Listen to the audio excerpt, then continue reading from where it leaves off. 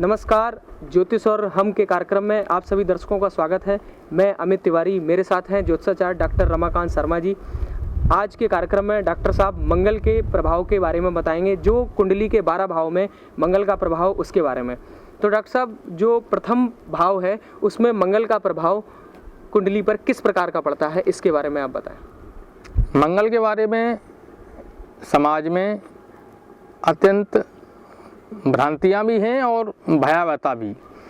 जिस प्रकार से लोग शनि से डरते हैं, इस प्रकार से मंगल से भी लोगों को बड़ा भय लगता है। जिनकी कुंडली में मंगल खराब स्थिति में है, अच्छी स्थिति में नहीं है, मैं मान सकता हूँ वो उससे भयभीत हों, किंतु जिनकी कुंडलियों में मंगल अच्छी स्थिति में है, उनको मंगल से भयभीत होने की आवश्यकता नहीं रहनी चाहिए। मंगल एक नेतृत्व प्रदान करने वाला ग्रह है। मंगल पाप ग्रह की संज्ञा में भी आता है। जैसे कुंडली में जब भी मंगल 1, 4, 7, 8 एवं 12 भावों में होता है, कुंडली को लोग मंगली की गणना में मानते हैं और निश्चित रूप से वह कुंडली मंगली मानी जाती है।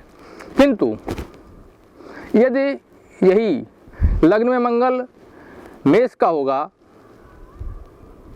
चौथे भाव में मंगल वृश्चिक का होगा, 7वें भाव में मंगल मकर का होगा, 8वें भाव मंगल कर्क का होगा एवं 12वें भाव में मंगल धनु राशि का होगा, तो वह कुंडली का मांगलिक दोष नष्ट कर देता है, या एक मान सकते हैं कि वो परिहार में वह चीज आ जाती है। आपका प्रश्न ये रहा कि मंगल प्रथम भाव में किस प्रकार से कार्य करेगा। मंगल जब प्रथम भाव में होता है तो वह व्यक्ति को अल्पायु करता है। व्यक्ति परिश्रमी होता है, अत्यंत परिश्रम करता है, कठोर परिश्रम करता है। आश्चर्यजनक तरीके से लोग आश्चर्य से उस व्यक्ति को देखते हैं जिस ढंग से वो परिश्रम करता है, और व्यक्ति की अल्पायु होने का भी संदेह रहता है। अच्छा डॉक्टर साहब, अगर प्रथम भाव में जो मंगल का प्रभाव आप बता रहे हैं जिस तरह से रहता है, उसमें आदमी कोई भी व्यक्ति अल्पायु हो सकता है, तो क्या ये कैसे माना जाए कि इस अल्पायु के दोष को खत्म भी किया जा सकता है प्रथम भाव में यदि मंगल है? निश्चित रूप से देखिए, पिछले एपिसोड्स में भी मैंने बताया है कि जैसे अपना चिकित्सा विज्ञान है जी, उसी प्रकार से ये अपना ज्योतिष विज्ञान भी है। ज्योतिष के अध्ययन से हम लोग ज्योतिषी लोग एक डायग्नोज बनाते हैं, एक निदान बनाते हैं कि कुंडली में क्या कठिनाई है। जब हम कुंडली की कठिनाई को ज्ञात कर लेते हैं, जिस प्रकार से चिकित्सा विज्ञान में जब हम रोग का डायग्नोज कर लेते हैं जी जी, तो उसकी चिकित्सा करना या चिकित्सा में सरलता प्राप्त हो जाती है। और इसी प्रकार से जब ज्योतिष में हम किसी चीज़ का डायग्नोज कर लेते हैं, जैसे मंगल लग्न में है, लग्न का मंगल अल्पायु कारक होता है। इसका आशय यह कतई नहीं हुआ कि मंगल है तो अल्पायु कर ही देगा। अब उसमें हमको ये देखना पड़ेगा कि मंगल पर शुभ ग्रहों की दृष्टि कितनी पड़ रही है। अगर मंगल पर वहाँ पर किसी प्रकार से गुरु की दृष्टि पड़ रही है तो वह मंगल अनिष्टकारी नहीं होगा। अच्छा जी।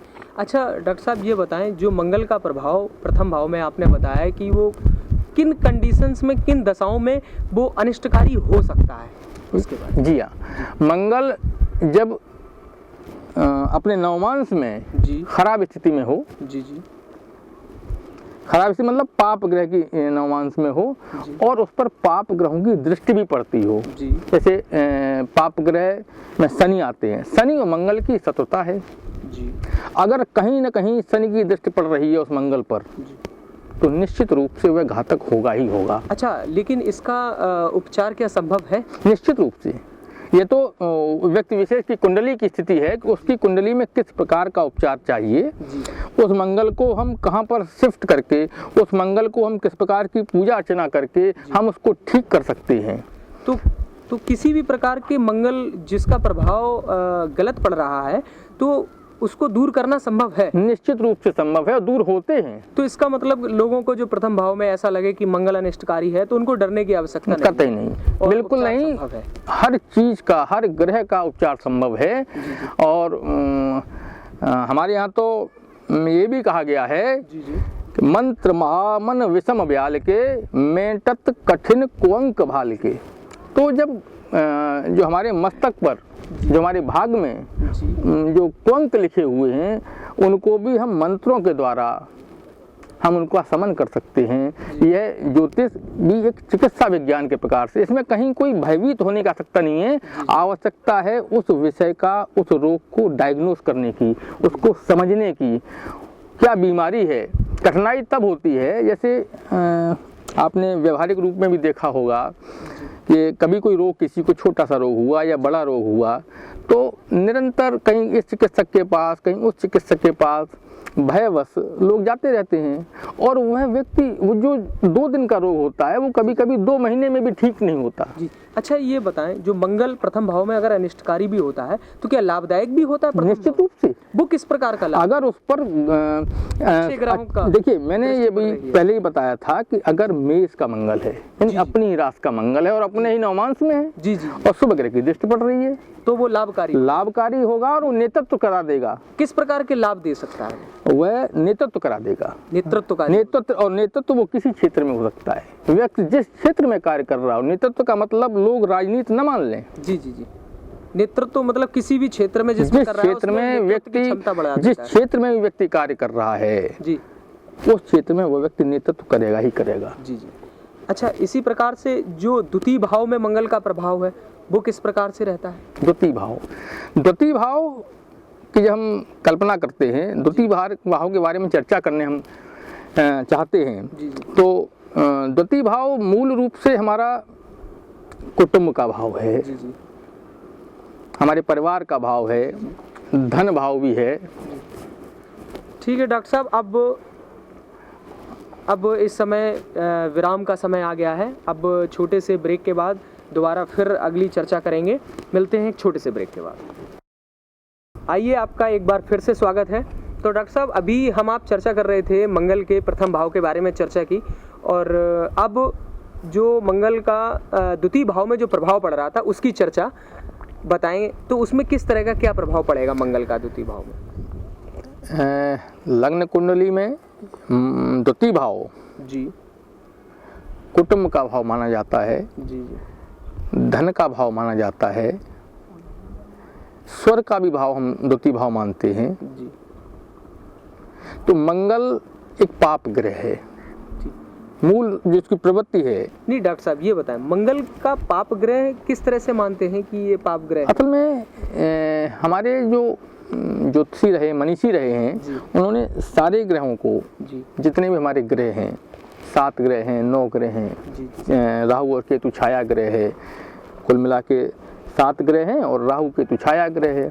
तो इनमें से उन्होंने जो शुभ ग्रह हैं, जिनकी प्रवृत्ति अच्छी है, शुभ है, शीतल है, मधुर है, उनको उन्होंने शुभ ग्रहों में रख दिया है। और जो उस प्रवृत्ति के हैं, उग्र प्रवृत्ति के हैं, उनकी प्रवृत्ति उग्र है, उनको हमने पाप ग्रह में, हमारे मनुष्यों ने पाप ग्रह की संज्ञा दी है। जी जी। तो जैसे ऐसा नहीं है जी, जो पाप ग्रह अच्छा काम नहीं कर सकता। जी जी, रावण निशाचर की संज्ञा दी गई, लेकिन रावण विद्वान भी तो था, रावण में विद्वता भी तो थी। हमारा कहना यह है कि जो मनीषियों ने जो कहा है, तो एक संज्ञा दे दी है। पाप ग्रह से ये न माना जाए कि वो खराब हो गया, जी जी, या शुभ ग्रह से ये न माना जाए कि वो बहुत अच्छा हो गया। जी जी, कोई भी व्यक्ति अच्छा कार्य भी कर सकता है और खराब कार्य भी कर सकता है, एक ही व्यक्ति, बशर्ते उसका प्रयोग लिया जाए। जी जी।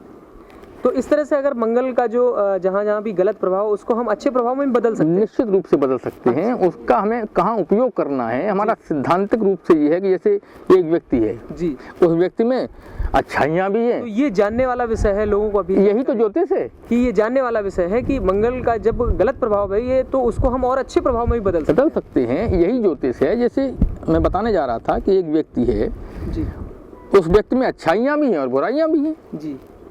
अच्छा डॉक्टर साहब, ये बताएं कि जो लोगों को ये कैसे पता चले, क्या सामान्य आचार विचार से ये जानकारी मिल सकती है कि मंगल का प्रभाव किस प्रकार का पड़ रहा है हमारे जीवन पर?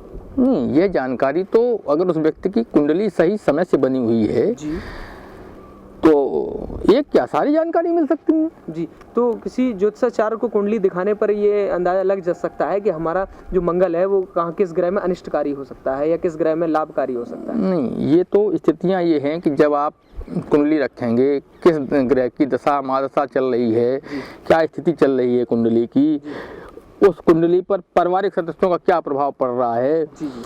बालक का क्या प्रभाव है, पत्नी का क्या प्रभाव है, पिता का क्या प्रभाव है, इन सब चीज़ों का प्रभाव देख करके, प्रभाव और कुप्रभाव दोनों देख करके तब हम उसकी विवेचना कर पाते हैं कि, लेकिन विवेचना बिल्कुल ठीक होती है। जी जी। लोग आजकल तो ये बहुत चल रहा है कि ज्योतिष और विज्ञान, ज्योतिष और आयुर्वेद, लोग बहुत इसके पीछे पड़े हैं।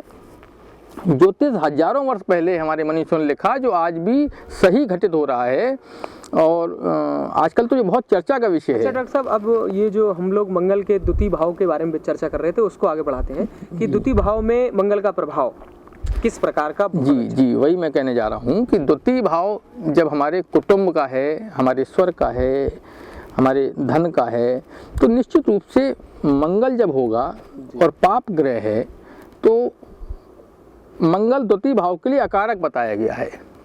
जिन अकारक मतलब वहाँ कोई विशेष अच्छा कार्य नहीं करता और बल्कि खराब ही कार्य करता है। और एक तो मूल रूप से ये है कि द्वितीय भाव में जिनके मंगल होता है वो उनके धन स्थान को प्रभावित कर रहा है, तो इस कारण से वो व्यक्ति निर्धन हो सकते हैं।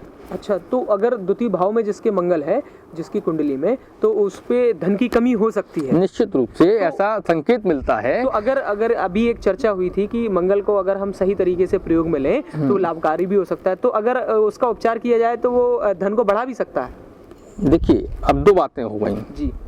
नहीं, आपने जो बात कही जी, जैसे हम किसी ज्वर से पीड़ित हैं जी, किसी चिकित्सक के पास जाते हैं जी, चिकित्सक से हम दवा लेते हैं तो ज्वर ठीक होने की दवा तो ले सकते हैं, लेकिन ज्वर कभी नहीं आए जी, इसका तो कोई इलाज चिकित्सक भी नहीं कर सकता ना। नहीं। अब जैसे मान लीजिए हमारे पास धन का प्रभाव किसी तरह से गलत पड़ रहा है या धन हमारे पास कम हो रहा है, हमें ऐसा मालूम पड़ रहा है, और द्वितीय भाव में हमारे मंगल है, तो हम उसका उपचार करा के उसको रोका तो जा सकता है। बिल्कुल बिल्कुल। उसका जो जैसे होता क्या है कि जैसे धन आया जी, निरर्थक चला गया, कहीं खो गया, कहीं नष्ट हो गया, कहीं कुटुंब कहीं ऐसे परिवार विवादों में फंस गया, उसमें लग गया, धन तो आप पर आया किंतु द्वितीय भाव में मंगल होने के कारण से वह नष्ट हो गया, तो आप उसके नष्ट होने को रोक सकते हैं। अब समस्या ये है कि अगर पहले से कुंडली दिखाई जाए तो इस पर विचार किया जा सकता है, तो कि रोका जा सकता है। इसके अतिरिक्त भी मंगल के और भी कुछ प्रभाव द्वितीय भाव में आते हैं। जैसे जो मंगल, जिसका मंगल द्वितीय भाव में रहता है, उसको बहुत अच्छा भोजन मिले या उसको भोजन में बहुत अच्छी अभिरुचि हो जी, ऐसा कोई आवश्यक नहीं, उसको जैसा मिल जाएगा, दाल नमक मिर्च जैसी मिल जाएगी, उसको उसे सेवन करने में कोई कठिनाई नहीं है, बल्कि कुत्सित भोजन बताया गया है। कुत्सित मतलब खराब भोजन पाने में भी उससे कोई कठिनाई नहीं आएगी। और विषय ये है कि जो जिसके द्वितीय भाव मंगल होता है वो कड़वी बात बहुत बोलते हैं, वो किसी को बुरा लगे जी, ऐसा उनको परवाह नहीं रहती, उनको जो कहना है वो अपना कहते हैं। तो एक तरह से ये लाभकारी भी हो सकता है कि उनको भी कोई बात खराब नहीं लगती और वो कुछ भी बोल सकते हैं। नहीं, ये बात वो निडर भी हो सकते हैं। वो निडर तो हो सकते हैं, अच्छा, लेकिन इसका प्रभाव निडरता में है, बल्कि स्पष्टवादिता में, कड़वा बोलने में जी, खरा बोलने में ऐसे लोग बड़े अग्रणी रहते हैं और स्पष्ट बोल करके अपने आप को गौरवान्वित अनुभव करते हैं कि मैंने बड़ा अच्छा कार्य किया है जी। ऐसा नहीं लगता उनको कि मैंने किसी को पीड़ा दी है जी, उनको ये लगता है कि हमने ये सब करके बड़ा अच्छा काम किया है। अच्छा, इसके अलावा मंगल के और क्या लक्षण हो सकते हैं द्वितीय भाव में? नहीं, द्वितीय भाव जहाँ भी, जैसे सीधा सा विषय ये है कि स्वर को प्रभावित करेगा जी, स्वर को प्रभावित करने के अलावा वो यह भी कर सकता है कि उसके मुख में, उसके मुंह में कोई न कोई बीमारी बनी रहे, जैसे छाले होना मुंह में जी, या मुंह काटा होना किसी प्रकार से अंदर, जैसे लोग तंबाकू माऊ खाने से मुंह कटे रहते हैं, यह भी व्याधि हो सकती है। यानी स्वर खराब होना, स्वर खराब होने के साथ साथ मुंह भी खराब होना कहीं ना कहीं ये संभव है जी। तो अब डॉक्टर साहब अभी जो आप द्वितीय भाव के इस लक्षण के बारे में बता रहे थे, इसमें लाभ का भी लक्षण हो सकता है? निश्चित रूप से मेरा मानना ऐसा है कि अगर द्वितीय भाव में वह मंगल कहीं न कहीं शुभ स्थिति में है जी, वैसे तो अकारक है, मंगल वहाँ द्वितीय भाव में अकारक है, हम उसको बहुत अच्छा वहाँ नहीं कर सकते क्योंकि वो उसका स्थान नहीं है। लेकिन हम इतना तो कर सकते हैं ज्योतिष के माध्यम से, प्रयोगों से, कि उसके कुप्रभाव को हम कम कर दें। अच्छा डॉक्टर साहब, अब अभी द्वितीय भाव के चर्चा के बारे में चल रही थी, मंगल के प्रभाव के बारे में। अब मिलते हैं एक छोटे से ब्रेक के बाद, अब आगे चर्चा करेंगे तृतीय भाव के बारे में। ज्योतिष और हम में एक बार फिर आप सभी दर्शकों का स्वागत है। अभी डॉक्टर साहब आपको मंगल के पढ़ने वाले द्वितीय भाव में प्रभाव के बारे में बता रहे थे। अब डॉक्टर साहब आप बताएं, जो कुंडली में तृतीय भाव में मंगल का जो प्रभाव पड़ता है वो किस प्रकार का पड़ता है? लग्न कुंडली में तीसरा भाव पराक्रम का माना जाता है जी, भाइयों का ही माना जाता है, मूल रूप से छोटे भाई का। और मंगल भी कहीं न कहीं भाई से संबंधित है जी। वो किस प्रकार? ये हमारे मनीषियों ने असल में मंगल जो है ना जी, मंगल बली है।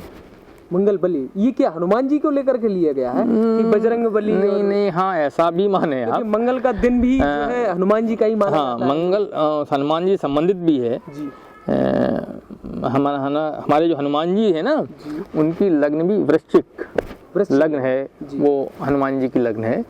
तो बलि जो माना गया है मंगल, और जैसे तृतीय भाव है ना कुंडली का, वो एक प्रकार से भुजा, ये शरीर के अंग जो बांटे गए हैं जी, कुंडली को जब हम शरीर के अंगों से बांटते हैं तो मेष सर हो जाता है, और जो पहला भाव है वो सर में आ जाता है, दूसरा भाव मुख और गले में आ जाता है, तीसरा भाव भुजा का होता है। इसीलिए इसको पराक्रम का भाव और बली और जो व्यक्ति को बल मिलता है मूल रूप से वो अपने भाइयों से मिलता है जी। तो इस कारण से मंगल तृतीय भाव का कारक ग्रह है। कारक इसलिए कारक माना गया है कि देखिए मंगल बली जी, और भाइयों का जो भाव रहा वो तीसरा भाव। तो जब मंगल अपने ही भाव में आ गया, भाइयों के भाव में आ गया, तो वो बली माना जाता है, और मंगल सर्वाधिक कारक ग्रह तृतीय भाव में होता है। अच्छा जी, तो ये जो मंगल का प्रभाव है जो बली का है और सर्वाधिक, क्या